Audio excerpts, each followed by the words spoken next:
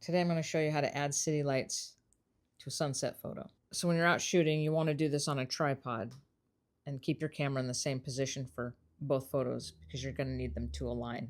Take a photo at sunset, and then once it gets darker and all the city lights come on, take another photo.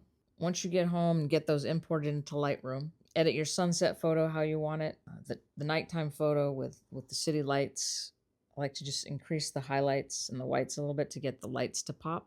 Then you're going to, when you have those edited the way you want, then select both photos, go up to Photo, select Edit In, and then select Open as Layers in Photoshop. Once they open in Photoshop, you're going to highlight both layers. Just make sure that the sunset photo is the top layer. Go up to Edit, click on Auto Align Layers, make sure that Auto is selected, and hit OK.